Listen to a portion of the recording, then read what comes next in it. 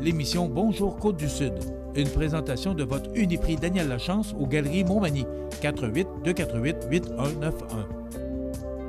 Chez Uniprix aux Galeries Montmagny, notre priorité, c'est d'abord vous offrir un service de proximité, personnalisé et professionnel. Vaste gamme de produits, les plus grandes marques dans les cosmétiques et un service rapide de livraison. Uniprix aux Galeries Montmagny. 418-248-8191. La Caisse des Jardins de la MRC de Montmagny, au cœur de votre vie. La Caisse des Jardins de la MRC de Montmagny vous offre de participer aux multiples implications à la vie communautaire qu'elle supporte dans la région. La Caisse des Jardins de la MRC de Montmagny, au cœur de votre vie. Suivez-nous sur notre page Facebook. Une bonne journée à vous. Lundi 13 janvier 2020, bilan de la tempête de neige. Le BEI prend en charge une enquête en lien avec une opération de la Sûreté du Québec à Tourville. On parle bien du Bureau des enquêtes indépendantes. Il est minuit moins une pour le camping Coop des Érables. Arrestation d'un homme de Lévis pour une présumée agression sexuelle sur un mineur. Place à la première collecte des matières compostables à Montmagny. Côté sport, bilan des parties de la Ligue de hockey Côte-du-Sud, du moins celles qui ont eu lieu. Et victoire du Canadien samedi soir, Calgary ce soir. Tous les détails de ces nouvelles dans un instant.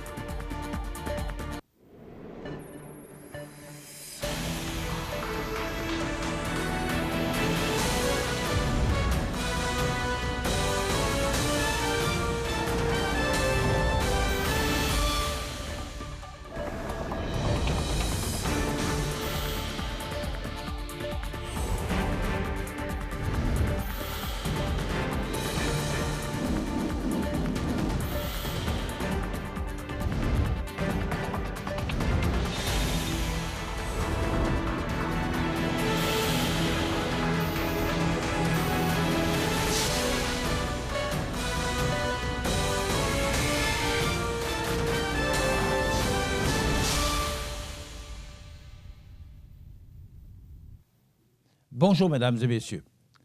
La tempête de neige qui a frappé le Québec n'a pas épargné la région. En effet, vers le matin, la route 132 et l'autoroute 20 ont été fermées en raison des mauvaises conditions météorologiques. Plusieurs pannes de courant ont également été recensées dans le secteur. Les municipalités les plus touchées ont été Saint-François-de-la-Rivière-du-Sud, Saint-Pierre de la Rivière-du-Sud et Berthieu-sur-Mer. À Saint-François, c'est 90 % des clients d'Hydro-Québec qui ont été sans courant à un certain moment. Un avis sur les consignes de sécurité a également été émis. Certains commerces de Montmagny ont dû laisser leurs portes fermées en raison de la météo. C'est seulement vers 19 h que les routes ont été de nouveau praticables pour se déplacer entre Lévis et Montmagny. Le Bureau des enquêtes indépendantes, le BEI, enquête présentement sur les circonstances entourant un événement survenu le 10 janvier 2020 à Tourville, dans la MRC de Lillet, alors qu'un civil de 19 ans a été blessé gravement lors d'une intervention policière de la Sûreté du Québec. Les renseignements préliminaires communiqués par le Bureau des enquêtes indépendantes suggèrent ce qui suit. Vers 14h15 le vendredi 10 janvier, lors d'un exercice radar, un agent de la Sûreté du Québec aurait capté un véhicule circulant à haute vitesse. L'agent aurait allumé ses gyrophares et suivi le véhicule. Ce dernier aurait accéléré et pris la distance ou de la distance rapidement. L'agent aurait éteint les gyrophares, mais aurait poursuivi son chemin en demeurant sur la route empruntée par le véhicule fuyard. Quelques kilomètres plus loin, l'agent aurait aperçu le véhicule fuyard accidenté dans un fossé aux abords de la route 204. Coincé dans son véhicule, le conducteur aurait été aidé à se dégager par le policier. Pris en charge par les ambulanciers, le conducteur aurait été transporté dans un centre hospitalier pour y soigner des blessures à la tête. On ne craindrait pas pour sa vie. L'enquête du Bureau des enquêtes indépendantes permettra notamment de déterminer si ces informations sont exactes. 8 membres du Bureau ont d'ailleurs été chargés d'enquêter sur cet événement. Conformément au règlement sur le déroulement des enquêtes du Bureau des enquêtes indépendantes, le BEI a fait appel au service de la police de la Ville de Québec pour agir comme corps de police de soutien dans cette enquête. Le service de police de la Ville de Québec fournira ainsi un technicien en identité judiciaire et un expert en reconstitution de collision qui travailleront sous la supervision des enquêteurs du BEI. Le Bureau des enquêtes indépendantes demande par ailleurs à quiconque aurait été témoin de cet événement de communiquer avec lui par l'entremise de son site Web au bei.gouv.qc.ca.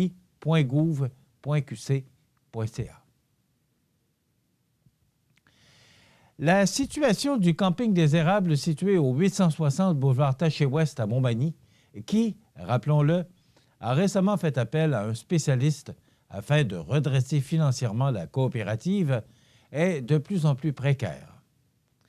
En effet, CMA-TV Nouvelles a obtenu copie d'une lettre adressée aux membres datant du vendredi 10 janvier 2020, stipulant que ceux-ci doivent impérativement contribuer financièrement au redressement du camping, sinon il n'y aura pas de moratoire autorisé par les financiers de sorte que ce dernier devra déclarer sous peu faillite. À l'heure actuelle, selon le document, seulement 36 campeurs, sur une possibilité de 200, auraient acheté des parts privilégiées à 500 $.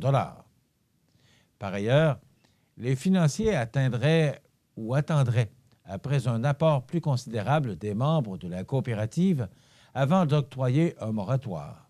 Mais, à l'opposé, les membres attendraient que les financiers concluent d'abord un accord sur un moratoire avant de s'impliquer davantage financièrement. Pour le moment, les financiers estiment que ce n'est pas assez pour accorder le dit moratoire.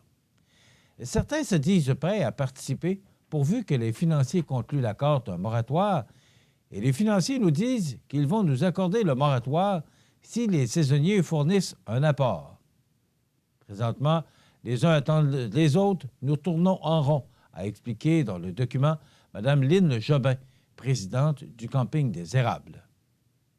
Ainsi, la direction souhaite une plus grande participation de ses membres. Nous nous permettons de revenir à la charge car c'est l'avenir de la coopérative qui est en jeu. Sans votre appui, nous n'aurons pas le moratoire et sans les deux parties, nous devrons déposer le bilan et donc déclarer faillite, a renchéri Mme Jobin.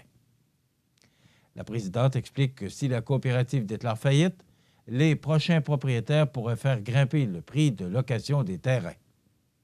Et si cela se produit, votre contrat sera respecté pour l'été 2020, mais pour les années subséquentes, les nouveaux propriétaires auront tout le loisir de faire exploser le prix de location saisonnière.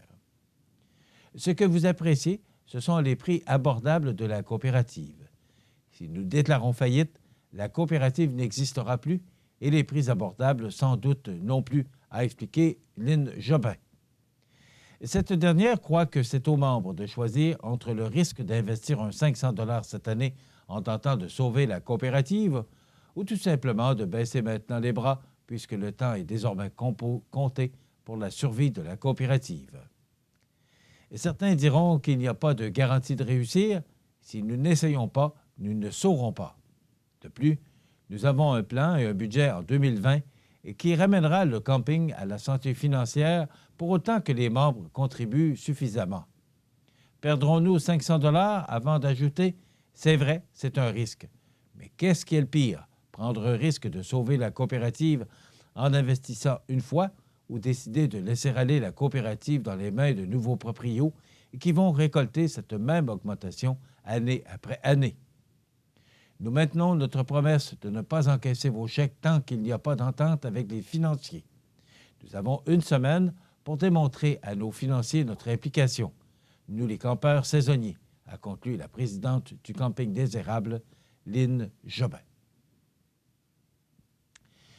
Le service de police de la ville de Lévis tient à informer la population qu'il a procédé à l'arrestation d'un homme de Lévis pour de présumées infractions d'ordre sexuel sur une victime d'âge mineur. On en parle dans 30 secondes. Votre marché Morancy à Montmagny innove toujours, même après 70 ans. Découvrez nos mets préparés en collaboration avec la Maison Rousseau. Nos produits bio, sans agents de conservation, de la ferme de la Durantais. Nos fromages de l'île et du terroir de Bellechasse. Le marché Morancy à Montmagny, boulevard Taché-Est. L'activité physique vous aide à vous sentir plus jeune. Donc vous pouvez vieillir mieux. Tout va tellement mieux quand on bouge. Le service de police de la ville de Lévis tient à informer la population qu'il a procédé à l'arrestation de Patrick Roy, 29 ans, résident de Lévis, pour de présumées infractions d'ordre sexuel sur une victime d'âge mineur. L'événement principal ayant mené à l'arrestation de Roy s'est produit au matin du 2 janvier dernier. La veille, le suspect avait été invité chez des amis et durant la nuit, Roy se serait introduit dans la chambre de la petite victime et l'aurait agressée sexuellement. C'est l'enfant qui aurait alerté la mère et un autre homme qui n'est pas le père de la victime de sorte que Roy aurait alors été expulsé. Le 7 janvier dernier, les enquêteurs se sont rendus à la résidence du suspect et ont procédé à son arrestation. Le suspect a comparu le 9 janvier au palais de justice de Québec pour répondre à 2 chefs d'accusation qui sont agression sexuelle et contact sexuel. Dans le cadre d'une enquête parallèle toujours en cours, il est possible que d'autres chefs d'accusation soient portés contre le suspect au dossier.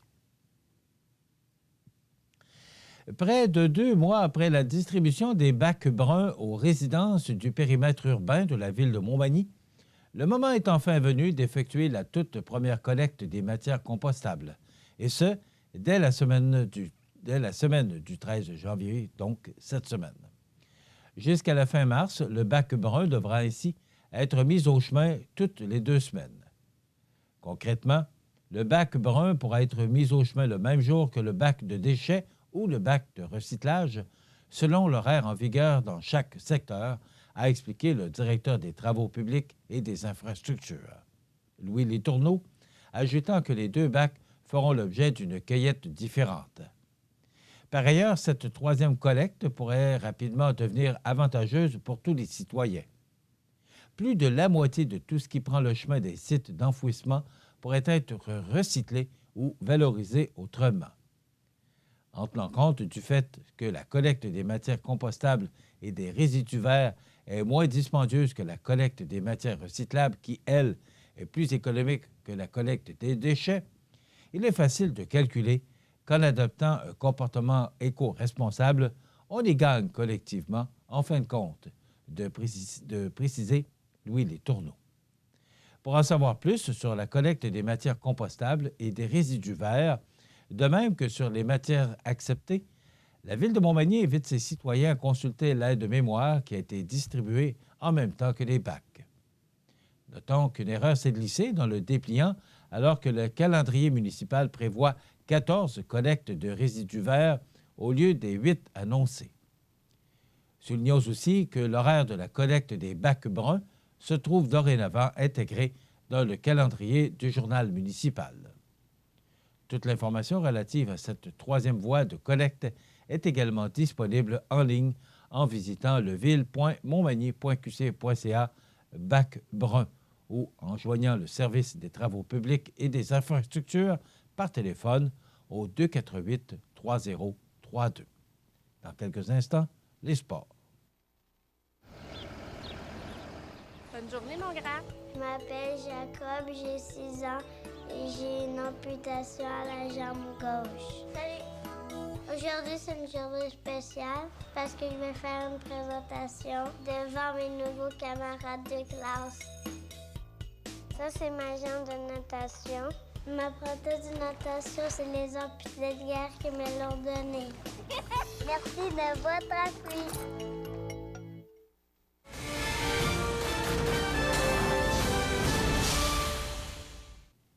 Côté sport, les mauvaises conditions climatiques ont forcé l'annulation de 3 des 6 rencontres au programme ce week-end dans la Ligue de hockey Côte-du-Sud.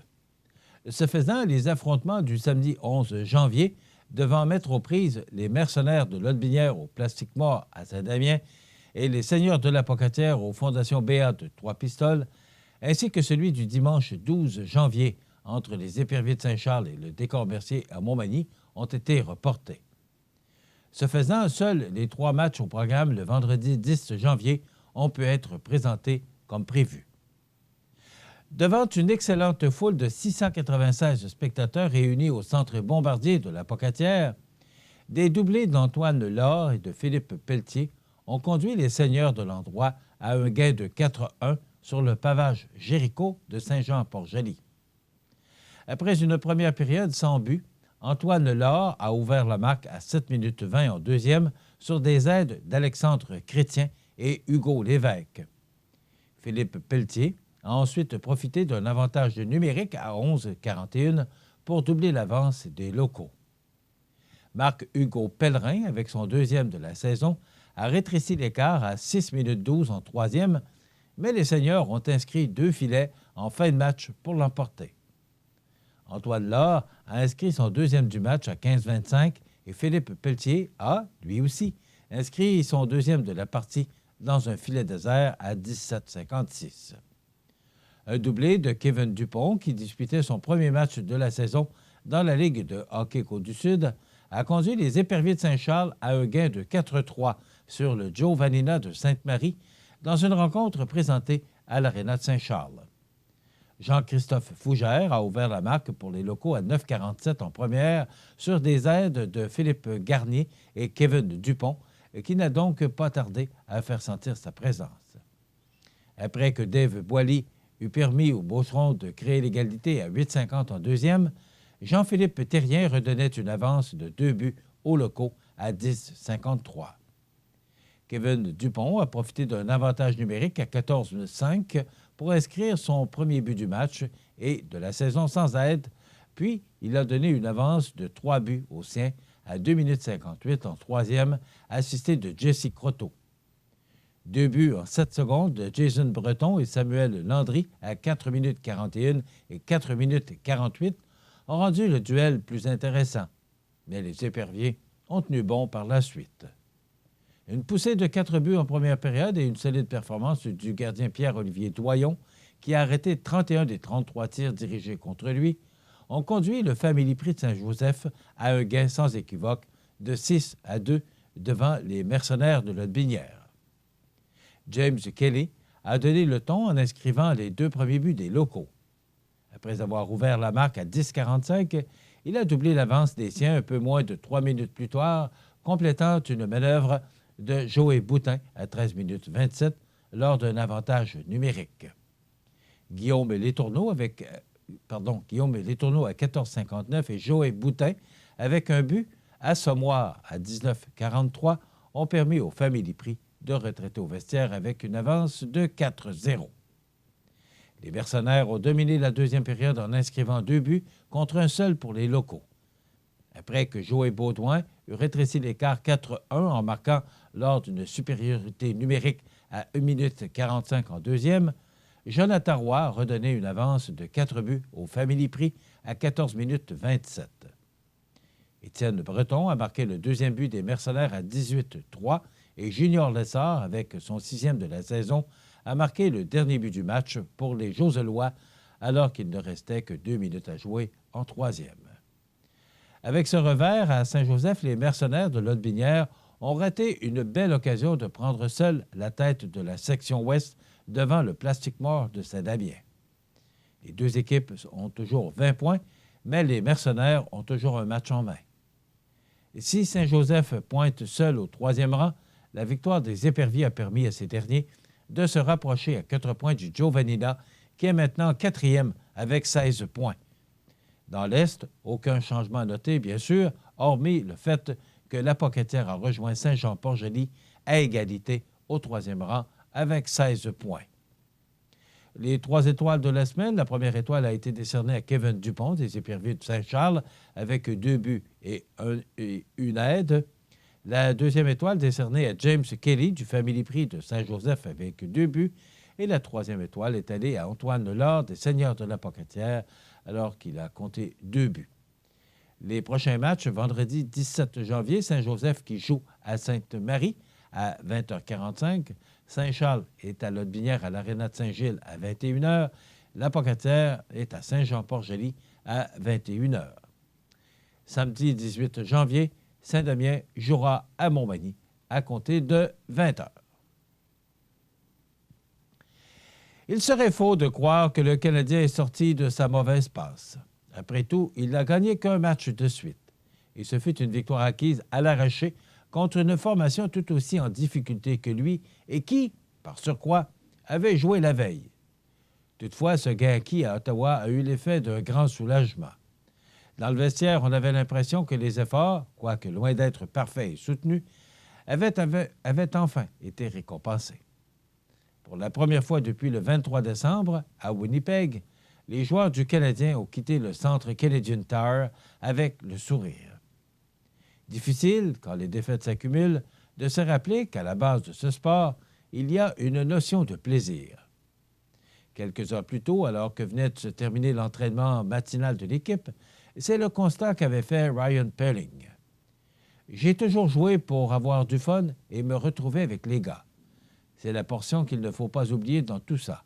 Par contre, quand tu fais le saut chez les professionnels, ça devient un travail. Et ton travail est de t'assurer de faire les bonnes choses pour s'en sortir.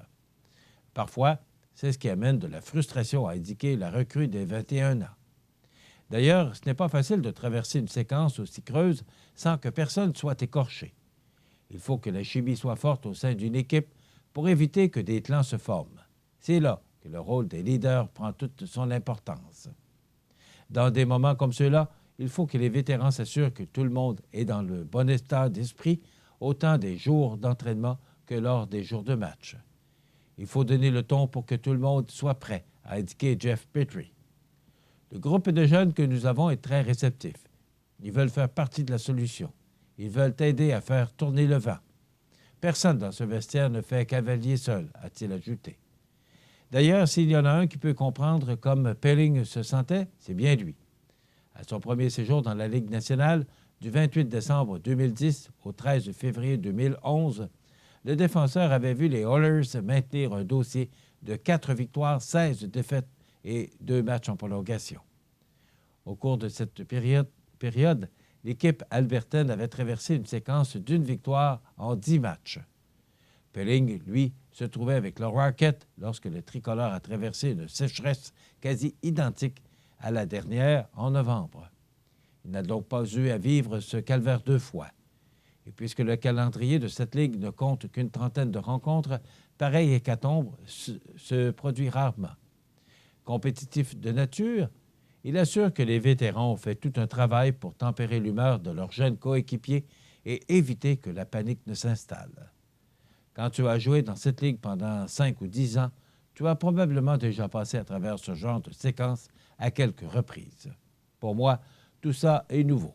Alors, heureusement qu'on pouvait se fier à eux pour nous aider à passer au travers. Philosophe à César, Pelling, qui paraît avoir déjà une bonne tête sur les épaules, a poursuivi « Je suis jeune, j'apprends énormément tous les jours. Cette expérience est difficile à vivre, mais j'espère qu'elle me fera grandir pour le reste de ma carrière. » Ce soir, les Flames de Calgary seront les visiteurs au Centre Bell. Tous les détails demain dans notre bulletin de nouvelles. Voilà ce qui complète notre bulletin d'actualité pour aujourd'hui. Si vous avez des nouvelles à nous transmettre, vous pouvez le faire en communiquant avec notre salle des nouvelles au 418-241-1313, poste 226. Ou encore, vous pouvez nous écrire à nouvelles@cmatv.ca. Vous pouvez également nous suivre comme plus de 12 470 personnes le font maintenant sur la page Facebook de cmatv.ca. Vous êtes à l'antenne du réseau de télévision CMA-TV, le média le plus regardé et le plus suivi. C'est qui le confirme, numéro 1 de l'information sur la Côte-du-Sud. Voilà, c'est tout pour l'instant. Dans quelques minutes, les prévisions de la météo et l'état des routes.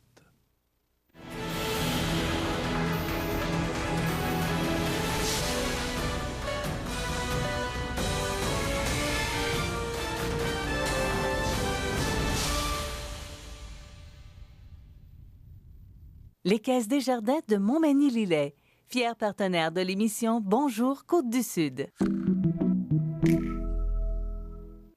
Les partenaires suivants sont fiers de s'associer à cette portion de notre programmation. Votre magasin Coop de Montmagny vous offre un immense choix de fruits et légumes, des mets cuisinés sur place, une poissonnerie et des bouchers à votre service, un étal de charcuterie et de fromage. C'est aussi des produits régionaux. Venez et vous verrez, votre IGA Extra, c'est plus qu'une simple épicerie. Chez Luminaire Futura, voyez notre choix immense de lampes de table, modèles suspendus ou murales, grand choix de lampes de travail pour étudiants, petits et grands, le plus grand choix d'horloges pour tous les goûts et pour tous les styles. Luminaire Futura, 125 Taché Ouest Montmagny, 248 73 35. Les météorologues l'avaient prévu. On y a goûté. Ça a été une fin de semaine, excusez-moi l'expression, mais je pense que c'est exécrable. Samedi, c'était pluvieux, des pluies torrentielles qui se sont abattues sur le Québec et particulièrement sur notre région. Après ça, ça s'est changé tranquillement. Pluie, grésil, neige. C'était vraiment le mélange là, qu'on pouvait ressentir sur les routes. Après ça, c'est la neige qui a commencé. Et la journée d'hier, tout le monde a bien vécu et vu cette tempête de neige. Ça fait plaisir à bien du monde, mais on a dû fermer les routes, l'autoroute 20 et la route 132 qui ont été fermées tôt dimanche matin et réouvertes à 19h hier soir. Tout ça, c'est derrière nous maintenant pour cette semaine. D'abord, commençons par cette journée du lundi 13 janvier. On regarde notre image de radar. Eh bien, c'est un ciel clair. C'est vraiment très beau ce matin, un beau ciel ensoleillé. Et ça deviendra nuageux. Il y aura de la neige intermittente qui va débuter au cours de l'après-midi. Des vents jusqu'à 15 km/h avec un maximum de moins 10 degrés. Ce sera froid aujourd'hui. Refroidissement éolien prévu à moins 22 en avant-midi et moins 16 au cours de l'après-midi. Ce sera froid. Ce soir et la nuit prochaine, faible neige intermittente, ça descend tard en soirée. Généralement nuageux par la suite, des vents jusqu'à 15 km/h, minimum de moins 13 degrés. Demain mardi, du temps généralement nuageux, des vents jusqu'à 15 km/h avec un maximum de moins 10 degrés. Et en raison de ces vents, on pourrait ressentir des températures à tout près de moins 20. Donc, ce sera froid pour demain mardi. Pour la nuit de mardi à mercredi, neige intermittente, minimum de moins 10. Et pour mercredi, alternance de soleil et de nuages, avec un maximum beaucoup plus doux de moins 3 pour Montmagny-Lillet et moins 4 pour Kamouraska. Pour la nuit de mercredi à jeudi, nuageux avec 60 % de probabilité d'averse de neige, minimum de moins 11. Et pour jeudi, dégagement et un maximum de moins 11 degrés. Pour la nuit de jeudi à vendredi, ciel dégagé, minimum de moins 23. Et pour vendredi, le 17 janvier, ce sera ensoleillé, mais frette, avec un maximum de moins 16 degrés. Pour la nuit de vendredi à samedi, dégagé, minimum de moins 21. Et pour samedi, nuageux avec 60 % de probabilité d'averse de neige. Et ce sera froid avec un maximum de moins 12 degrés. Il semble que le mois de janvier se soit installé depuis hier. Samedi, dans la nuit de samedi à dimanche, de la neige, minimum de moins 14. Et pour dimanche, neige intermittente avec un maximum de moins 10 degrés. Alors, si vous avez remarqué, les températures seront pour la majeure partie de la semaine sous les normales de saison, qui sont de moins 8 le jour et moins 19 la nuit. Le soleil s'est levé à 7h25 et se couchera à 16h16, heure normale de l'Est. Vous avez dû vous apercevoir que les journées s'allongent lentement, mais sûrement. La température la plus élevée pour un 13 janvier a été enregistrée en 2013, comme par hasard, avec 6,9 degrés. Et la plus froide a été enregistrée en 1999 avec moins 26. Hier, on a reçu 11 cm de neige, parce que les précipitations ont tombé principalement au cours de la nuit et hier matin. Maximum de moins 5,5 enregistré au cours de la journée de dimanche et moins 13,3 au cours de la nuit dernière. La pression barométrique est à 314, donc ça ne se peut pas. Alors, on n'a pas la pression barométrique. Ça nous est donné par Environnement Canada, ces données. Donc, on n'a pas la pression barométrique ce matin. Tendance est à la baisse. Ça, c'est bon. L'humidité est à 79 %. Les vents soufflent actuellement de direction sud-est à 18 km/h. Il fait soleil, mais les nuages commencent à s'installer dans le sud, dans le ciel sud-côtois. C'est moins 16 degrés, mais avec le vent, on peut ressentir actuellement moins 27. Donc, c'est extrêmement froid. L'état des routes présenté par le garage Fernand Landlois à Montmagny, qui offre le service de remplacement de pare-brise, la peinture et le débosselage de votre carrosserie. Le garage Fernand Landlois est membre de la bannière Car Expert. Le garage Fernand Landlois et Fils, 4e rue Montmagny, 248-5622. Alors, l'état des routes, la route 132 de Lévis à la Pocatière, c'est enneigé. L'autoroute 20 de Lévis à Saint-Michel, c'est partiellement enneigé. De Saint-Michel vers la Pocatière, c'est dégagé. La 279 de Beaumont vers Buckland, la 281 de Saint-Michel vers Saint-Philémon, la 283 de Montmagny vers Saint-Just et la 204 de Saint-Jean-Port-Joli vers Saint-Just de Bretonnière.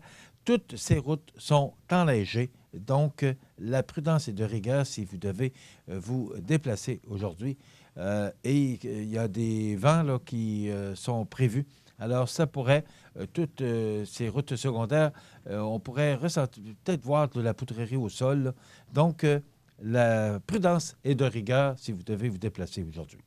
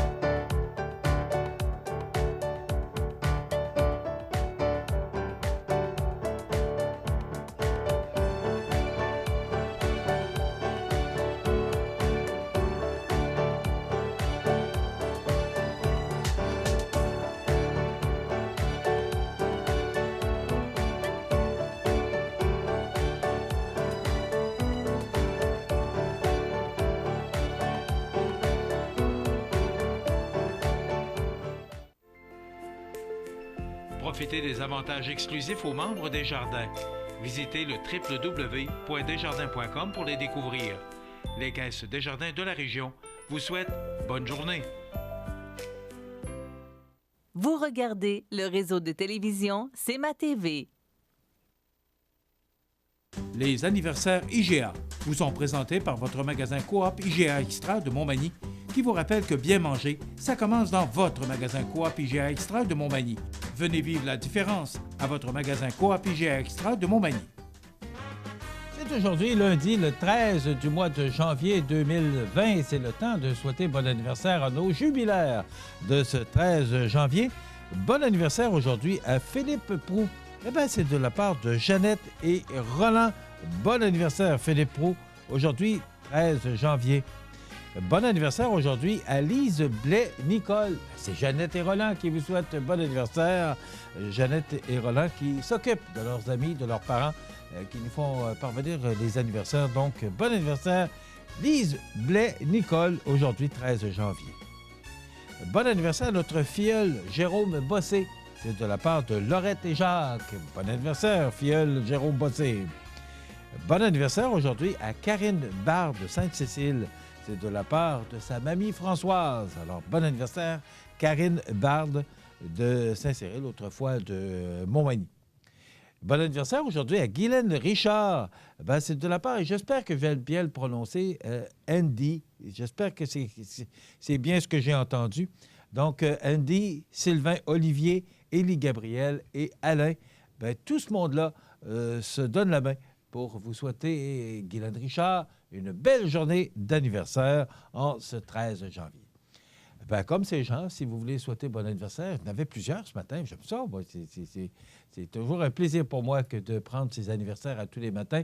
Alors, vous nous téléphonez au 281-1313, poste 229, en tout temps, 24 heures par jour, 7 jours par semaine, parce que c'est une boîte vocale, et puis vous pouvez nous envoyer ça bien longtemps d'avance, comme il y en a qui font.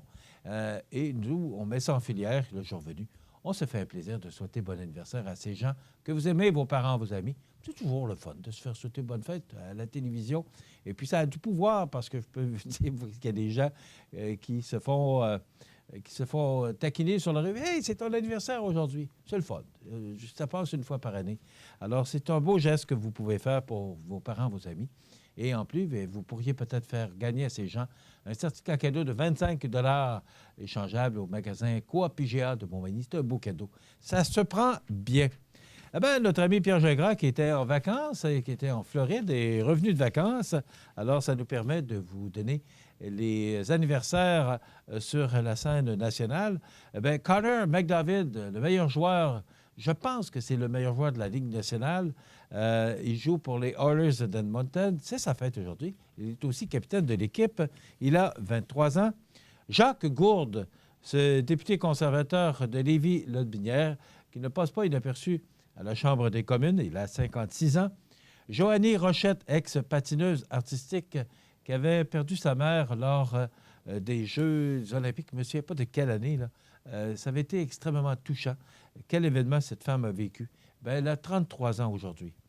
Marc O'Meara, golfeur américain, il a 63 ans.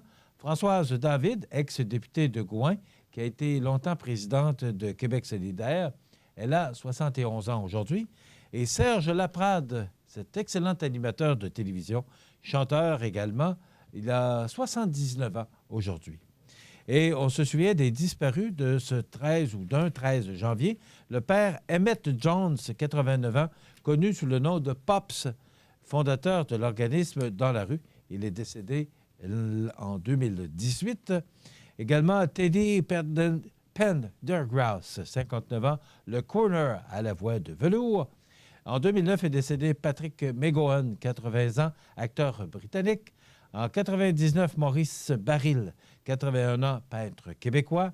En 1974, l'excellent ténor Raoul Jobin, décédé à l'âge de 67 ans. Et en 1953, Alfred Laliberté, 74 ans, sculpteur québécois. Voilà, ça complète les anniversaires de ce 13 janvier. Dans quelques instants, on va jaser d'actualité. Et à 9 h, on va vous présenter. Vendredi après-midi, il y avait point de presse pour faire le point sur la demi-saison qu'a joué l'Everest de la Côte-du-Sud. Donc, c'est avec le directeur général et entraîneur-chef Simon Olivier qui va nous présenter le nouveau joueur de l'équipe ayant fait l'objet d'une transaction à la date limite des transactions. Marc-Antoine Dufour. M. Olivier nous fait également un bilan de mi-saison de son équipe. Et José Soucy sera là également pour nous commenter l'actualité. Il va nous parler parce qu'hier, José était en devoir. Il a été présent là, pour donner les principaux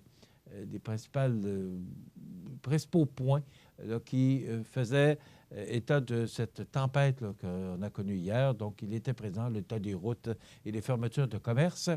Également, il va nous parler de cette saga qui s'abat actuellement sur le camping des Érables. Est-ce que le conseil d'administration réussira à obtenir le nombre nécessaire de partenaires pour être capable de passer au travers de cette difficulté financière que vit actuellement le camping des Érables? Et il y a bien d'autres sujets dans l'actualité. Alors, José sera là avec nous en fin d'émission. C'est ce qu'on vous propose. Donc, restez avec nous. Bonne émission.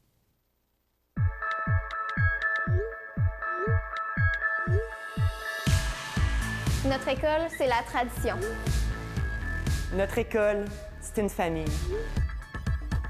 Notre école, c'est un milieu de vie. Notre école, c'est une maison. Notre école, c'est notre avenir. Notre école, c'est le Collège de Sainte-Anne de l'Apocatière. On a hâte de la présenter à nos portes ouvertes le samedi 18 janvier.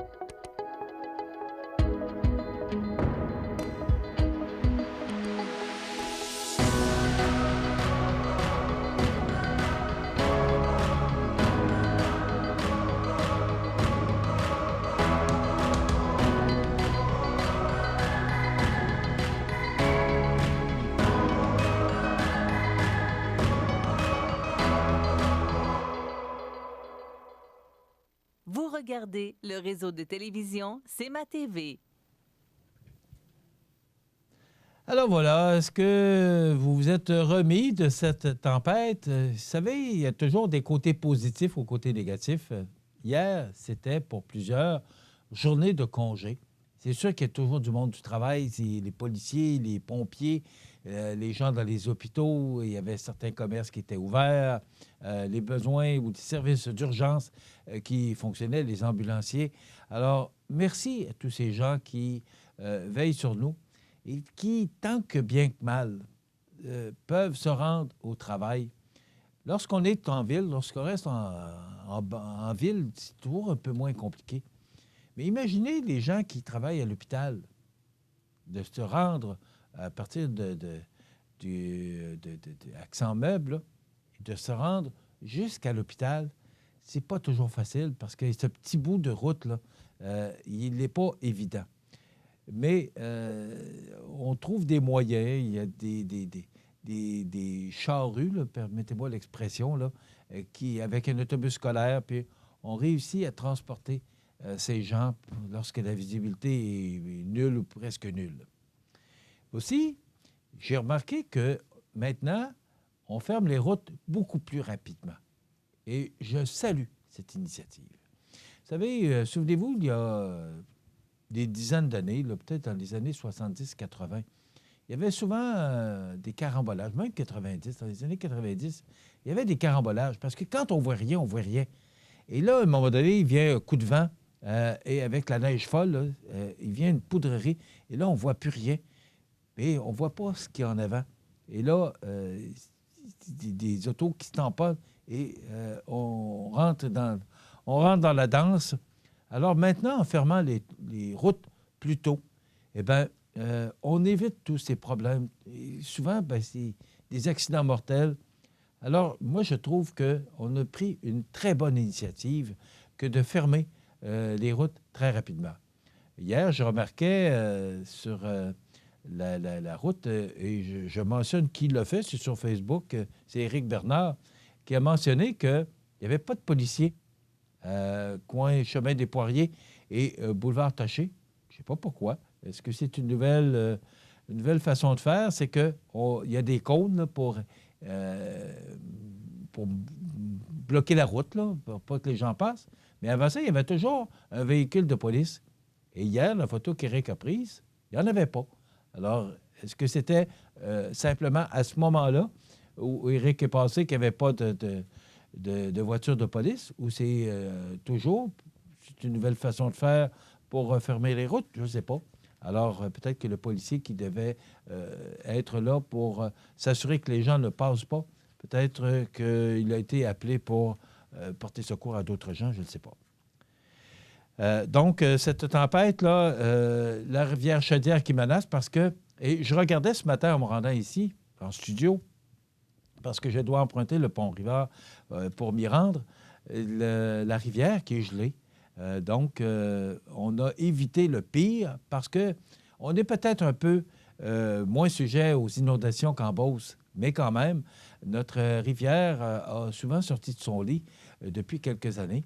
Mais hier, aucun problème, malgré ces fortes pluies qu'on a reçues samedi. Donc, pas de débordement. Sauf que la rivière Chaudière, elle, menace. La formation de 2 embâcles sur la rivière Chaudière a fait craindre le pire aux résidents de Beauceville qui ont en mémoire les inondations historiques d'avril dernier. C'est presque à chaque année qu'ils doivent vivre la crue des eaux de cette rivière.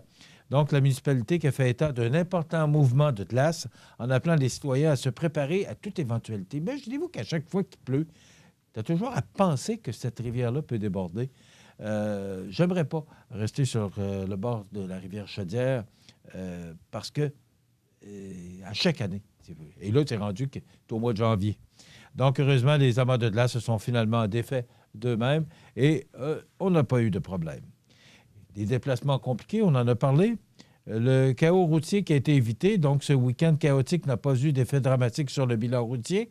Les autorités n'ont rapporté qu'aucun accident majeur, malgré les conditions souvent exécrables samedi et hier. Mais là, on ferme les routes. Alors, on a réglé le problème. Et aussi, le réseau d'hydro mis à l'épreuve hier matin, sur LCN, on indiquait qu'il y avait 137 000 personnes privées d'électricité au Québec. Et ce matin, il n'en restait que quelques milliers. Oui, les prix, il est mis à l'épreuve, mais quand même, moi, je dois saluer le travail de ces gens. On a manqué d'électricité chez nous hier, mais dans la nuit. Alors, qu'est-ce qu'on fait la nuit? On dort. Alors, on ne s'en est pas trop aperçu. C'est le matin, en se réveillant, on a vu que les cadrans et les tableaux qui indiquaient l'heure étaient clignotants. Donc, ça veut dire que ça nous indiquait qu'on avait manqué d'électricité. Mais pour le reste de la journée, rien. Alors, bravo à ces gens qui veillent à ce qu'on soit toujours bien connecté, permettez-moi l'expression. Donc, ça évite des problèmes. Vous savez ce qu'on a vécu au mois de novembre, là, c'était pas drôle. Donc, on ne souhaite pas revivre. Moi, j'ai manqué d'électricité pendant 2 jours et demi à peu près. Mais il y en a qui en ont manqué pendant 4 ou 5 jours. Alors, c'est beaucoup plus problématique. Je vous parlais de la rivière hier, tout à l'heure, et samedi. Vous avez dû apercevoir peut-être qu'il y avait du monde là, aux alentours sur la rivière. Ce qu'on m'a donné comme information, c'est qu'il y aurait un chien qui se serait aventuré sur la rivière. Il a passé plusieurs heures sur la rivière avant qu'on lui porte secours. Il y a des gens qui voulaient aller l'aider ou aller le sortir de sa mauvaise posture, sauf que vous savez comme moi que la rivière, la glace n'est pas très épaisse. Alors, on s'est assuré que personne porte secours à ce chien. Et pendant ce temps, bien là, on trouvait ou on cherchait un canot pour être capable d'aller porter secours à ce chien, ce qui a été fait quelques heures plus tard. Donc, le chien qui a été secouru, du moins, c'est l'information que j'ai. Alors, si vous vous posez des questions lorsque vous êtes passé aux abords de la rivière, il y avait beaucoup de monde, bien, c'est tout simplement un chien qui s'est aventuré sur la rivière et qui ne connaissait pas les conditions de la rivière. Et en passant, vous savez qu'avec 25-30 cm de neige qu'on a reçu, eh bien, ça va donner la chance à nos motoneigistes de prendre le chemin des sentiers pour aller se promener, se balader en motoneige, mais les cours d'eau ne sont pas gelés. Là, il fait froid, puis on annonce du froid cette semaine. Ce sont des conditions idéales là, pour faire geler les cours d'eau. Mais de grâce, avant de vous aventurer sur les cours d'eau, assurez-vous que ces cours d'eau sont balisés par les responsables du club autoneige de Montmagny ou autre club autoneige, soit tout dépendamment de la région où vous serez. De grâce, assurez-vous que tout est balisé avant de vous aventurer parce que les glaces ne sont pas épaisses, particulièrement la rivière du Sud. Alors, on ne le dit pas assez souvent, on n'avertit pas assez souvent, mais c'est très important d'attendre que les cours d'eau soient balisés. Et probablement là, que la machinerie du club autoneige de Montmagny est en branle ce matin, puis qu'on va faire le nécessaire pour préparer les sentiers.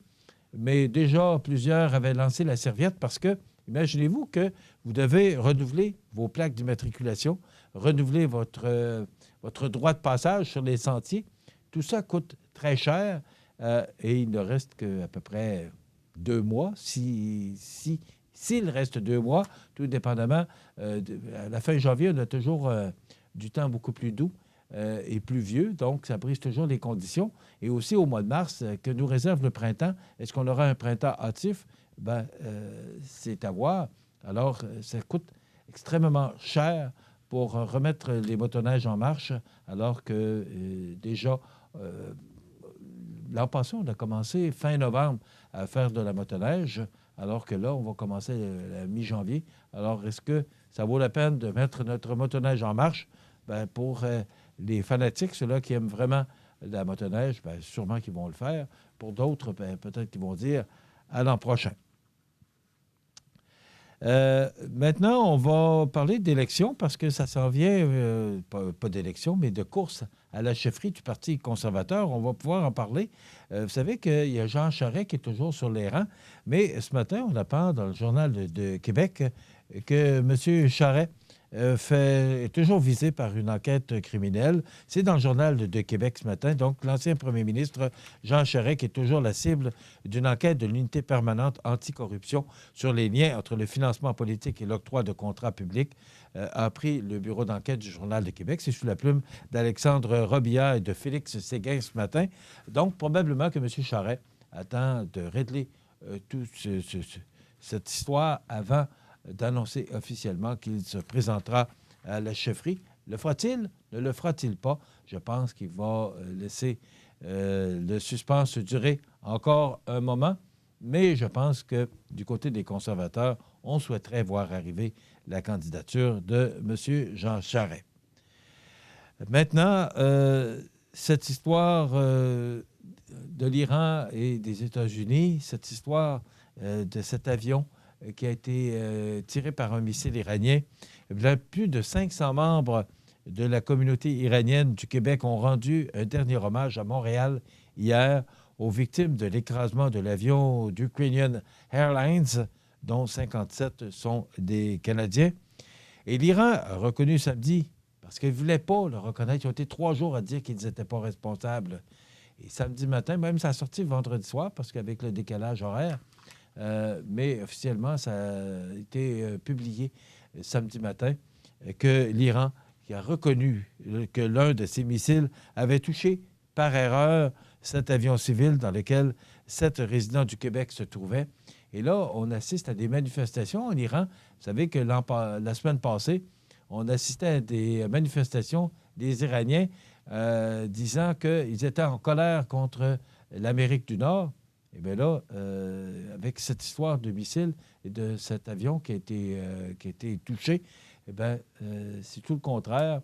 Alors, l'Iran, qui est vraiment dans une position difficile, comment s'en sortiront-ils?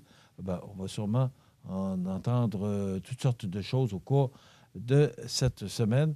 Mais là, ce qu'on fait, c'est qu'on va rapatrier les corps.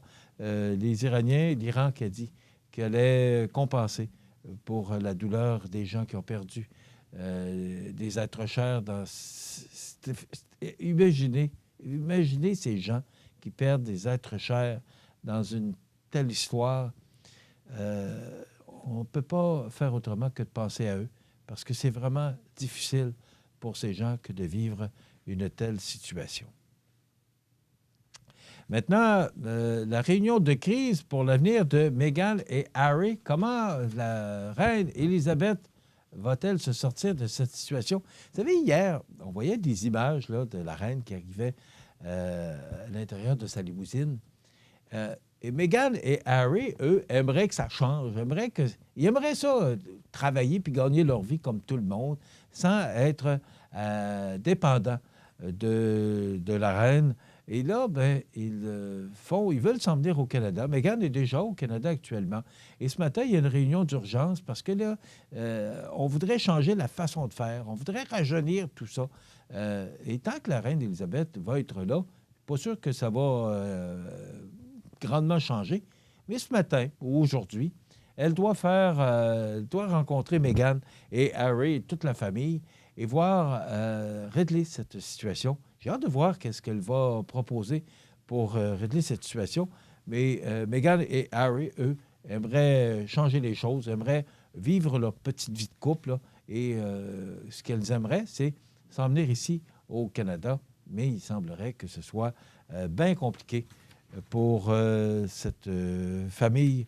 Donc, c'est le noyau dur de son clan d'aujourd'hui que la reine Élisabeth, après la crise déclenchée par la volonté du couple de se mettre en retraite de ses obligations royales, fera une déclaration ou leur fera une offre. J'ai hâte de voir qu'est-ce que ce sera.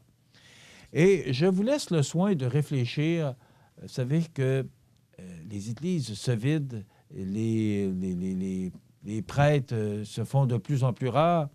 Eh bien, le cardinal Ouellet, encore opposé aux prêtres mariés, il a répété son attachement au célibat sacerdotal. L'accès à la prêtrise aux hommes mariés fait actuellement débat dans l'Église catholique, mais le cardinal Marc Ouellet y maintient toujours son opposition. C'est sous la plume de Martin Lavoie. Alors, qu'arrivera-t-il? Que deviendra l'Église catholique si on ne fait pas de changement majeur? Eh bien, Histoire à suivre. Voilà, ça complète du moins les principaux titres de l'actualité de ce lundi 13 janvier. Dans quelques instants, la nouvelle positive. La clinique dentaire Montmagny, c'est un service complet de dentisterie. 4 dentistes, un orthodontiste, un maxillofacial. C'est aussi une équipe qualifiée d'hygiénistes, d'assistantes, désireux de répondre à vos besoins. La clinique dentaire Montmagny, 63 Taché-Ouest, 248-2175. La nouvelle positive, présentée par Structurex, fabricant de poutrelles, murs et chevrons. 100 rue principale Saint-Pierre de la Rivière-du-Sud. Structurex, c'est un fabricant de structures à ossature de bois de tout genre pour construction de maisons, chalets, garages, agrandissements. Structurex est le seul fabricant à posséder une presse à chevrons dans la région. Structurex à Montmagny, 88-248-3999. Alors, la nouvelle positive de ce lundi 13 janvier, la MRC de Montmagny qui nous a informé la semaine dernière que Cogeco Connexion a déposé un projet de desserte Internet haute vitesse dans le cadre du premier appel de projet du programme Québec haut débit région branchée. Le fonds est doté d'une enveloppe de 400 millions de dollars sur 7 ans de Québec et vise à combler l'écart qui défavorise les secteurs périurbains et les communautés partiellement desservies actuellement par l'accès à Internet haute vitesse. Un constat qui concerne plusieurs régions rurales du Québec et qui préoccupe, bien entendu, plusieurs citoyens de la MRC. Si le projet a été retenu, c'est plus de 3000 foyers qui pourraient compter sur un branchement Internet haute vitesse supplémentaire dans les 7 municipalités suivantes: Montmagny, Cap-Saint-Ignace, Sainte-Apolline-de-Paton, Sainte-Lucie-de-Beauregard, Lac-Frontière, Saint-Just-de-Bretonnière et Saint-Fabien-de-Panay. Rappelons que l'appel à projet Région branchée a été lancé par le ministère de l'Économie et de l'Innovation et qu'il vise, entre autres, à répondre aux besoins des citoyens et des entreprises afin de créer les meilleures conditions possibles pour favoriser l'occupation dynamique du territoire ainsi que le développement économique et touristique. Donc, la MRC de Montmagny qui se voit informée que Cogeco Connexion a déposé un projet de desserte Internet haute vitesse dans le cadre du premier appel de projet du programme Québec haut débit région branchée. C'est une belle nouvelle, ça. La nouvelle positive, présentée par Structurex, fabricant de poutrelles, murs et chevrons. 100 rue principale Saint-Pierre de la Rivière-du-Sud. Vous regardez le réseau de télévision C'est ma TV.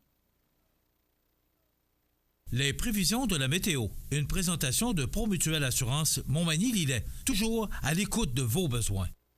La météo est présentée par Promutuelle Assurance Montmagny-Lillet, où des professionnels de chez nous sont heureux de répondre à tous vos besoins en assurance.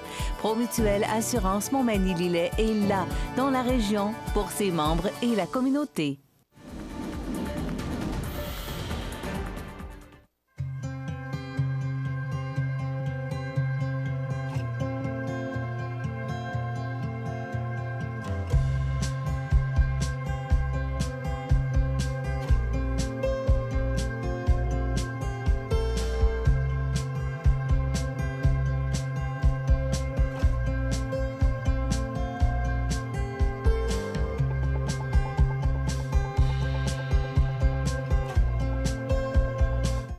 Les partenaires suivants sont fiers de s'associer à cette portion de notre programmation.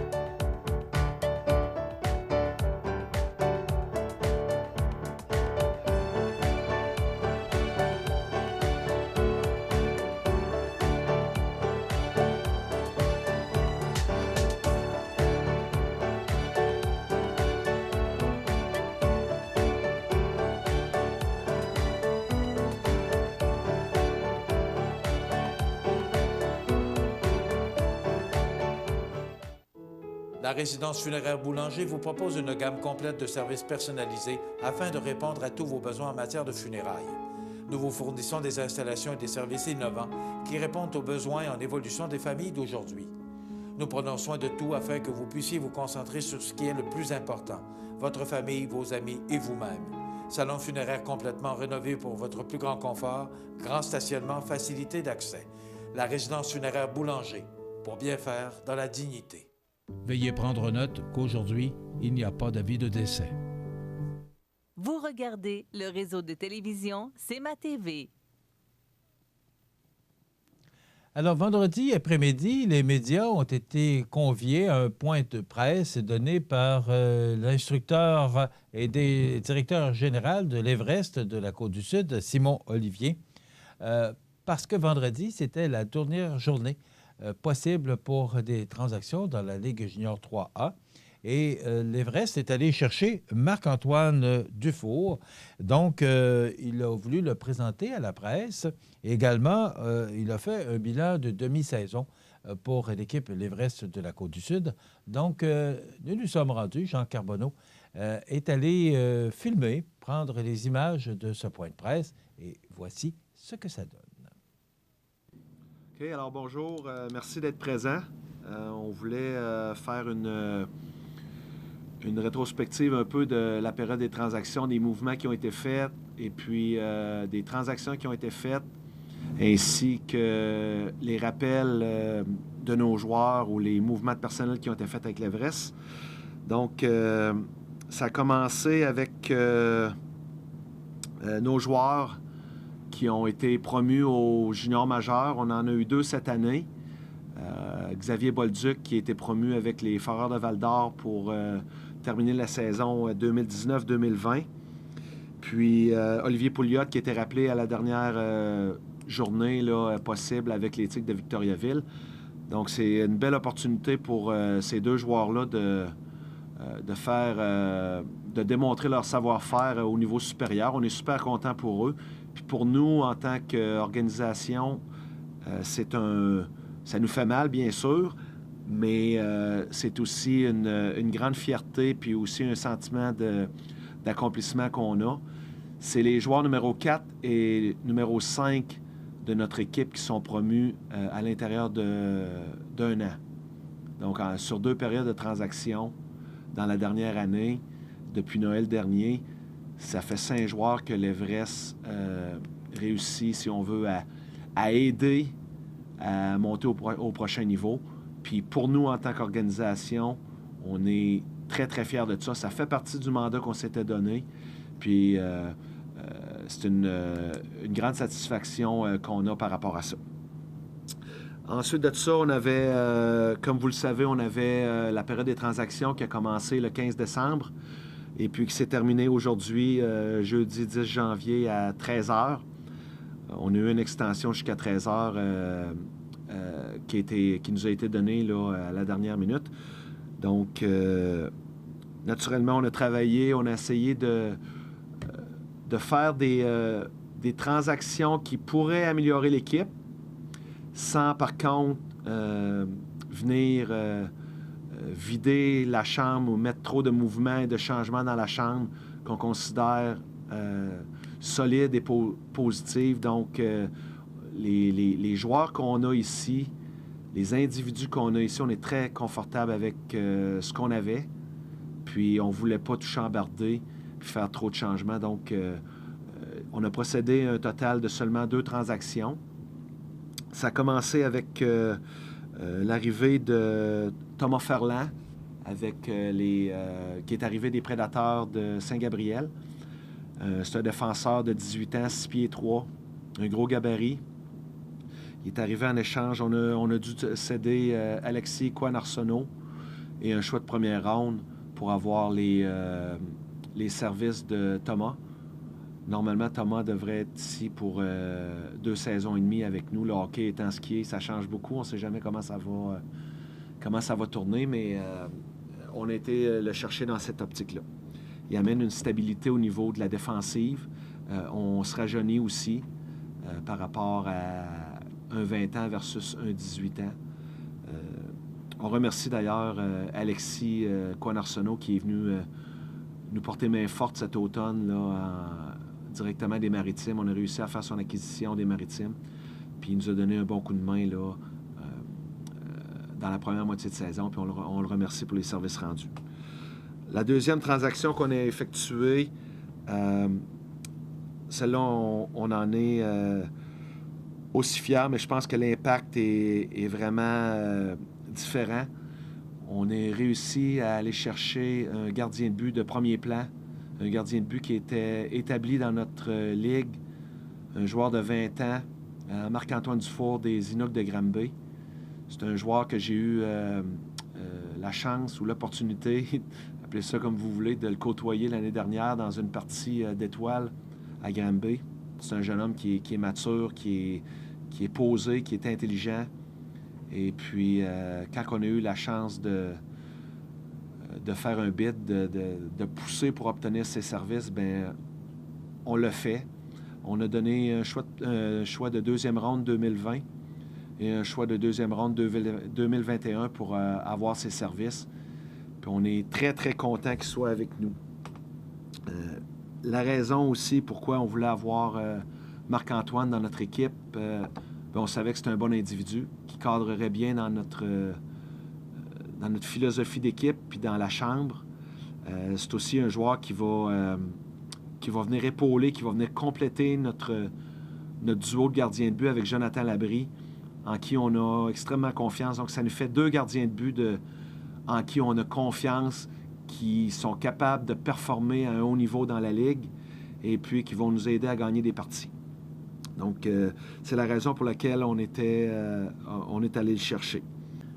C'est unanime dans tous les commentaires que j'ai entendus sur l'organisation de l'Everest. C'est toujours A+, même si ça fait juste 2 ans. C'est la 2e année qu'ils sont dans la Ligue. Je pense que c'est clair que c'est une organisation de première classe pour tous les commentaires que j'ai pu entendre. Puis c'est pour ça qu'aujourd'hui, je suis extrêmement fier que je sois abouti ici. J'ai eu un agréable séjour à Granby de 2 ans. J'ai acquis beaucoup d'expérience grâce à ça. Puis aujourd'hui, je suis vraiment très, très fier de finir ma carrière ici à Montmagny. Je pense que c'est un beau coin aussi. C'est le fun. Quand j'ai déjà joué dans le coin du Bas-Saint-Laurent au niveau midget 3A. Donc, c'est pas si nouveau que ça pour moi de me rapprocher plus loin que Québec. C'est pas quelque chose qui me dérange du tout.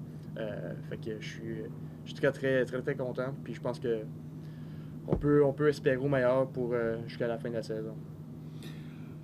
Puis, tu sais, avec Marc-Antoine, on pense qu'on a un des bons duos de gardiens de but dans la Ligue. Puis, il est extrêmement content, comme il vient de vous dire, d'être ici.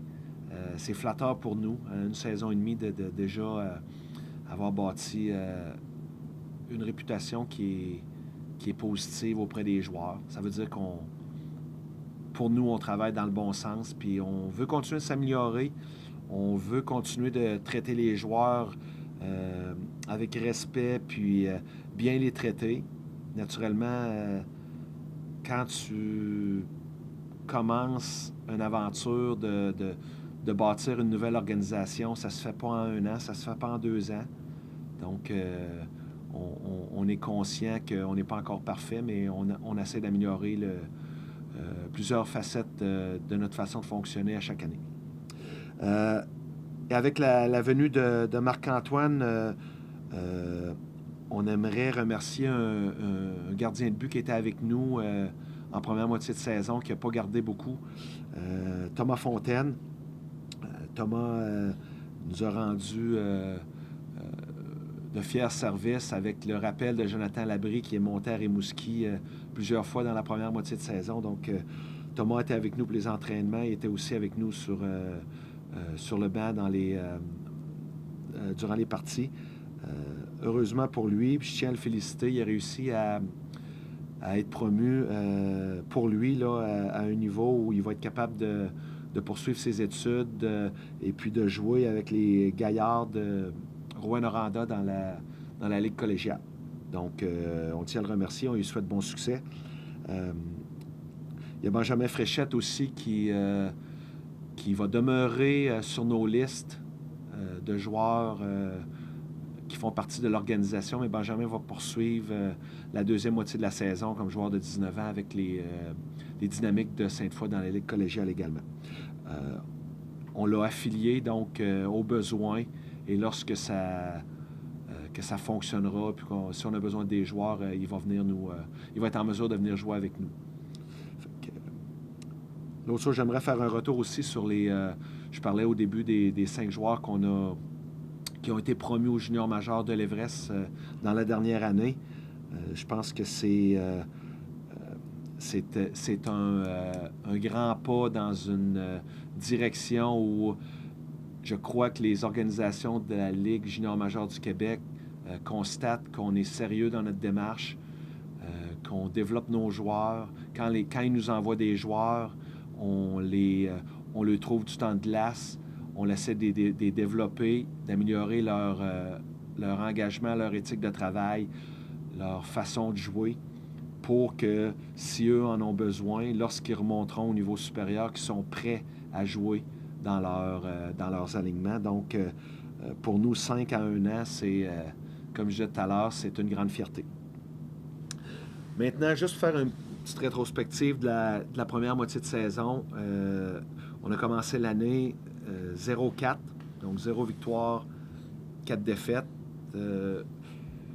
On ne sait jamais comment ça va commencer, même si on savait pour nous, on avait une meilleure équipe sur papier que l'an dernier.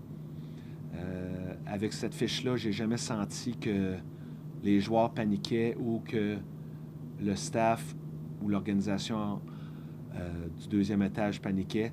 Donc, on s'est retroussé les manches, puis on a réussi à virer ça de bord par la suite. On a également... Je pense qu'on a quand même fait un statement, excusez l'anglicisme, mais par rapport aux équipes de la Ligue, on a battu les équipes de tête. On a battu Princeville, on a battu Valleyfield, on a battu Collège français. On a battu également Terrebonne. Donc, pour nous, je pense que c'est important de continuer de s'améliorer. Ça démontre notre capacité de s'adapter et de compétitionner avec les meilleures équipes dans cette ligue-là. Malgré les blessures qu'on a eues, les rappels aux juniors majeurs, Yann-Cédric Godreau est monté plusieurs parties avec les Tigres de Victoriaville. Comme je mentionnais, Jonathan Labrie également, qui est monté plusieurs parties avec l'Océanique de Rimouski. On a réussi quand même à se maintenir dans le top 6 de la Ligue, ce qui prouve que pour moi, le caractère et la profondeur de cette équipe-là est bien. Les joueurs ont réussi à monter leur niveau, leur jeu d'un cran, puis de prendre le temps de glace qui était disponible laissé par ces joueurs-là qui étaient montés au niveau supérieur. Présentement, pour ceux qui suivent le classement, c'est assez serré, disons, entre 4, 5, 6. Et je dirais également que 1, 2, 3 ne sont pas non plus si loin de 4, 5, des positions 4, 5, 6. Donc, il reste 4 parties, pas 4 parties, mais 15 parties jusqu'à la fin de l'année. Il y a plusieurs choses qui peuvent se passer. On ne fera pas de promesses à savoir où est-ce qu'on va terminer. On veut terminer, naturellement, on veut gagner le plus de parties possible et on va terminer où on va terminer. Donc, on ne choisira pas l'adversaire contre lequel on va jouer. On va prendre ce qui nous est donné, puis on va essayer de faire du mieux qu'on peut avec ça. Donc, pour nous, on est satisfait. On n'est jamais satisfait à 100%. On veut toujours que ce soit mieux. On veut toujours plus gagner de parties. Mais on est satisfait de l'amélioration qu'on a eue cette année versus l'an dernier. Et je pense que dans la situation qu'on est présentement, on est dans une meilleure position qu'on l'était l'année dernière à la même date. Donc, on est content de ce côté-là. L'attitude est bonne. Les joueurs y croient. Le staff y croit.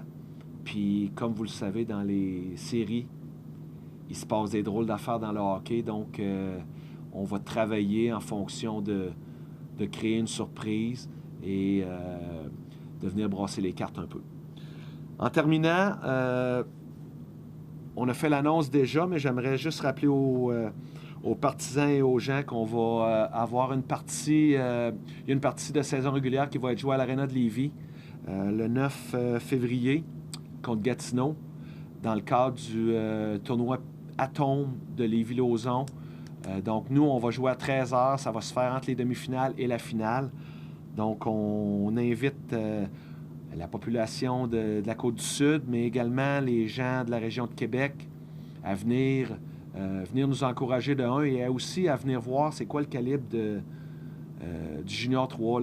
La Ligue Junior 3 dans la région de Québec est très méconnue, mais je pense que les gens vont être agréablement surpris de voir le calibre de cette ligue-là.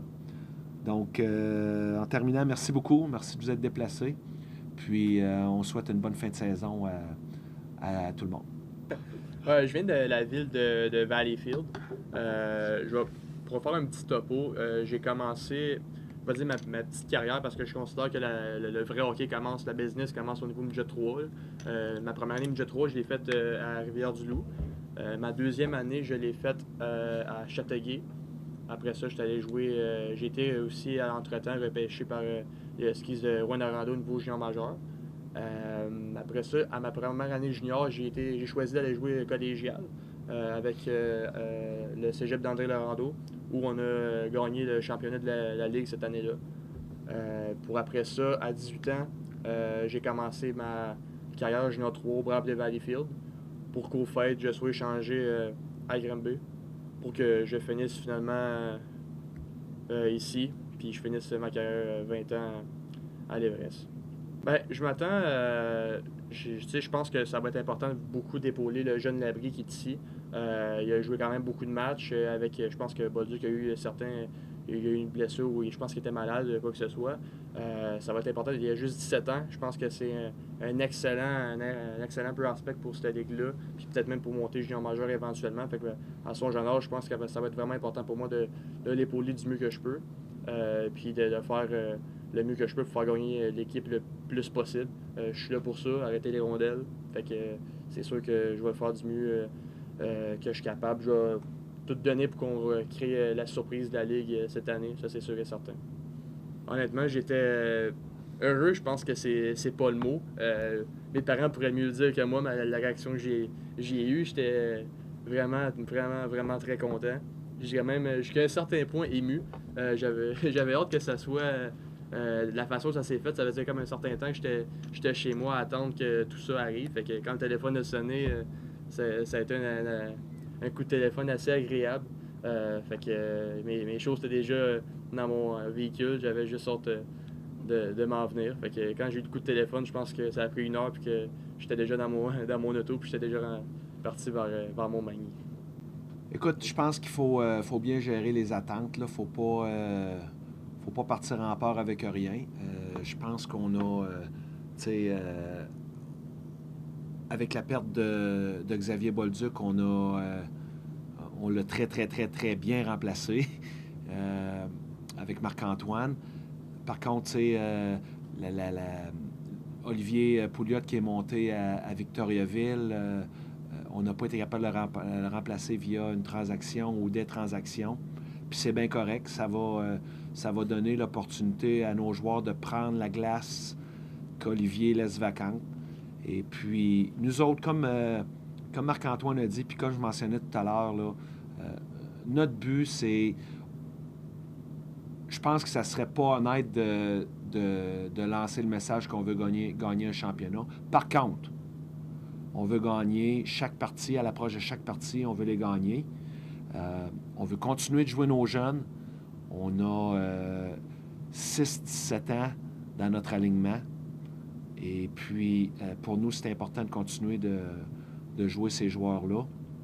Puis, d'approcher chaque partie pour les gagner, mais en même temps, comme je disais tantôt, si on est capable de causer une surprise dans les séries, c'est notre objectif. Je pense que ce serait important pour les gens locaux de venir voir c'est quoi. Venez voir c'est quoi le calibre Junior 3. Je pense que vous allez être agréablement surpris de la vitesse d'exécution, du jeu physique et du calibre de cette ligue-là. Ma nomination au sein du staff d'entraîneur pour la Prospect Game, c'est sûr que je suis pas... je fais des blagues à l'interne souvent, mais je ne suis pas un gars qui aime ça parler de ces choses-là vraiment. Je ne suis pas tout à fait à l'aise, mais c'est c'est un bel honneur, mais je suis très reconnaissant envers la CJHL, qui est la Ligue canadienne de hockey junior, puis Hockey Canada, d'avoir pensé à moi pour être sur le staff, pour coacher la partie des prospects pour l'équipe de l'Ouest. J'ai appris ça, c'est notre commissaire... en fait, c'est le commissaire de la Ligue, Jacques Laporte, qui m'a appelé, me laissant savoir que la CJHL avait l'intention de me nommer pour être assistant-entraîneur pour la partie, si j'étais intéressé. Puis, j'ai fait part que oui, ça m'intéressait. Puis par la suite, le président de la Ligue canadienne m'a appelé. Et puis, m'a expliqué comment ça fonctionnait, le nombre de jours que je devais être parti, puis qu'est-ce qui allait se passer. Puis j'ai accepté immédiatement.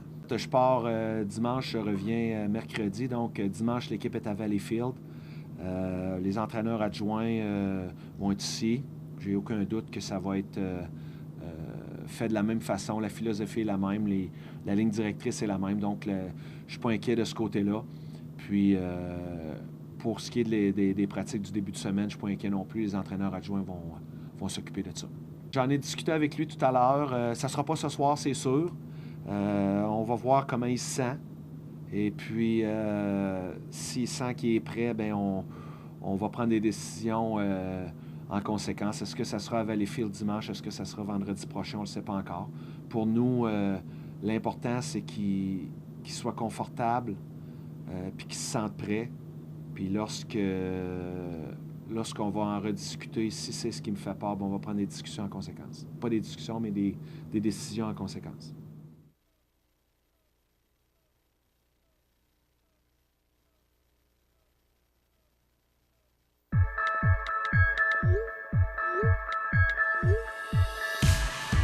Notre école, c'est la tradition. Notre école, c'est une famille. Notre école, c'est un milieu de vie. Notre école, c'est une maison. Notre école, c'est notre avenir. Notre école, c'est le Collège de Sainte-Anne de l'Apocatière. On a hâte de la présenter à nos portes ouvertes le samedi 18 janvier. Chez Luminaire Futura, voyez notre choix immense de lampes de table, modèles suspendus ou murales, grand choix de lampes de travail pour étudiants, petits et grands, le plus grand choix d'horloges pour tous les goûts et pour tous les styles. Luminaire Futura, 125 Taché Ouest Montmagny, 248 73 35. Profitez des avantages exclusifs aux membres des Jardins. Visitez le www.desjardins.com pour les découvrir. Les caisses Desjardins de la région vous souhaitent bonne journée.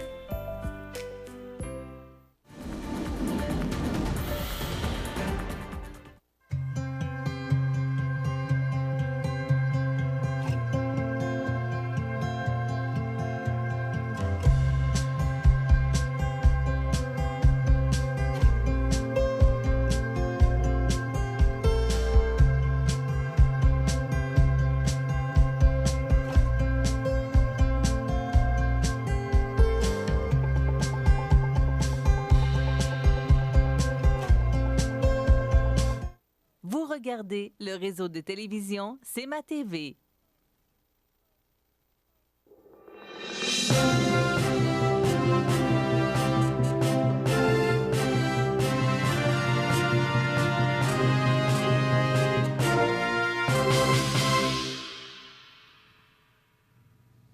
Alors, hier, c'était mieux de se promener en traîneau que de se promener en auto. Ou en motoneige. Ou en motoneige. Caroline. Ouais, justement, j'en parlais tout à l'heure, motoneige, il faudra faire attention au cours d'eau. Là, il fait froid. Là, il annonce quand même des températures sur les normales de saison quasiment toute la semaine. Il faut être prudent quand même. Oui, mais c'était comme... Il faut toujours être prudent. Ouais, tout le temps. Est-ce qu'on aurait besoin? Non, mais c'était comme le temps quand même, parce qu'on avait des températures assez clémentes depuis le début du mois de janvier. On n'avait pas été... Depuis, je dirais, décembre. Oh, oui, absolument. On n'avait pas connu de grand froid. Mais là, ça commence. Je te dis, je pensais m'en sortir en constaté, je m'en sors pas. Le mois de janvier est arrivé hier. Oui. Écoute, le bureau des enquêtes indépendantes est à Tourville. Oui, c'est quand même étrange parce qu'il est arrivé une situation vendredi dernier. Il y a eu une poursuite policière dans le secteur de Tourville. Puis le jeune, c'est un jeune de 19 ans, il a réussi à s'enfuir, mais finalement, il a fait un accident, puis le policier l'a retrouvé par la suite. Il l'a aidé à sortir de ce qu'on en sait, mais le jeune, il a une blessure à la tête. Et là, il y a une enquête du bureau indépendant, Bureau des enquêtes indépendantes, BEI, pas BIE, BEI. Donc, on se demande pourquoi. Parce qu'on a, je veux dire, tu as raconté l'histoire ce matin, il n'y a rien qui laisse... Qui justifie? Qui justifie, à mon sens. Y a-t-il quelque chose? Bien, on remarque qu'on nous a peut-être pas tout dit, mais à l'heure actuelle, il y a une enquête du Bureau des enquêtes indépendantes en collaboration avec le SPVQ, parce qu'à ce moment-là, lorsqu'on enquête sur un autre corps policier, mettons sur un corps policier, bien, c'est un autre corps policier qui vient exemple. On enquête sur la Sûreté du Québec, soit c'est la Sûreté, pas la Sûreté, la Police de Québec ou la Police de Montréal, tout dépendant du secteur de la province que t'es. Et l'inverse est aussi vrai. L'inverse est aussi vrai. Donc, on va voir ce que ça va donner. On comprend pas tout ce qui s'est passé. Mais pourquoi? Parce que le jeune aurait fait une plainte ou... On le sait pas. On le sait pas. Tu comprends? C'est un communiqué qu'on a reçu de la part du Bureau des enquêtes indépendantes. Et ça s'est passé aujourd'hui. Écoute, pas aujourd'hui, le vendredi, dans la journée même, on a su qu'il y avait une enquête. J'en sais pas plus, je peux pas vous en dire davantage. On va laisser les choses aller. OK. Et la saga se poursuit? Oui, ça va pas très bien. Campagne des érables de Montmagny? Ça va pas très bien. CMA-TV a obtenu une copie d'une lettre envoyée aux membres et il serait minuit moins une et pas à peu près parce qu'on a environ une semaine pour convaincre les financiers d'octroyer un moratoire. Mais en même temps, c'est pour les membres. Les membres, ce qu'ils veulent, ils veulent avoir une promesse ou une entente ou la promesse d'un moratoire avant d'investir et les financiers, eux autres, veulent avoir une meilleure participation des campeurs avant d'octroyer le moratoire. On danse en rond, là. On tourne en rond pas à peu près, là. Ça fait que là, il y en a une semaine environ de ce que j'en ai compris selon la lettre, ou sinon, on va être obligé de déclarer faillite du côté de la coop. Et tu sais qu'il y a eu des commentaires également, et les gens, ce qu'ils se disent, c'est que oui, on va investir là, mais va-t-il falloir qu'on investisse encore dans 2 ans? Parce qu'il y a toute l'information qu'on ne sait pas. Il semblerait-il que la situation est plus complexe qu'on l'a expliqué parce qu'on n'a pas tous les détails. Et tu comprends que c'est assez difficile d'avoir les détails concernant cette situation parce que c'est pas une situation, justement, qui est facile. Et c'est vraiment... Ça regarde pas très bien. Mais là, est-ce qu'on va le vendre dans des intérêts privés? Et là, ce qu'on a peur du côté de Mme Lynne Jobin, qui est la présidente de la coopérative, c'est que, éventuellement, si c'est vendu à des intérêts privés, bien, possiblement qu'on va peut-être augmenter les prix. Tu sais que l'année passée, sont arrivés en dessous avec les spectacles. Ouais, c'était pas des festivals, c'est les spectacles parce que ça n'a pas été, semblerait-il, assez rentable. Donc, on suit ça de près. Il y a quelqu'un sur Facebook qui mentionnait, il y avait un conseil d'administration de Mme Jobin, absolument. Pourquoi qu'on n'a pas vu ça avant? Pourquoi qu'on n'a pas vu venir ça? Parce que là, ils ont fait un agrandissement du camping. Oui. Il y a un dépassement de coût de 600 000 environ. Oui, mais un conseil d'administration, me semble.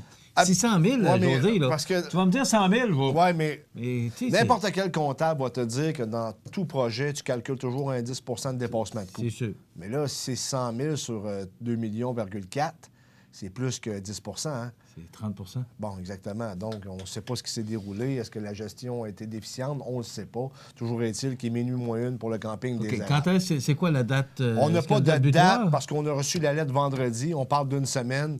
Donc, on peut s'attendre à d'ici vendredi, samedi, dimanche, là, que s'ils n'ont pas le nombre de personnes qui investissent, parce qu'à l'heure actuelle, il y a juste 36 campeurs sur 200. Pas beaucoup, hein? Non, c'est ça. On a besoin de plus que ça. OK, alors, une histoire à suivre. Puis le chien, t'es il y a eu un chien qui s'est sauvé. Ça a été un peu le branle-bas de combat vendredi dernier. Oui. Ce qui est arrivé, c'est une personne a d'acheter un chien. Le chien s'est sauvé. Puis il gambadait, lui, là, sur la glace, proche des rivières de Montmagny. Puis les gens voulaient aller le chercher, mais les policiers ont dit « Vous ne pouvez pas parce que la glace est mince. » Donc, on a sorti les canaux du groupe La Chance, puis on a été le chercher. Voilà, ben ça complète. Demain, une autre émission d'informations sur la Côte-du-Sud. Bonne journée. Situé au cœur de la Pocatière, Iris dispose d'une variété de lunettes soleil, lentilles cornéennes et vous offre les services d'examen de la vue et le suivi de chirurgie au laser. Iris la Pocatière, 615 4e Avenue Pinchot, 856-15-22. Iris la Pocatière, faites l'expérience d'une meilleure vision maintenant. L'émission Bonjour Côte-du-Sud, une présentation de la pharmacie Uniprix des Galeries Montmagny. Service professionnel, grand éventail de produits, grande marque de cosmétiques, service de livraison. Uniprix aux Galeries Montmagny, 101 boulevard Taché-Ouest, 418-248-8191.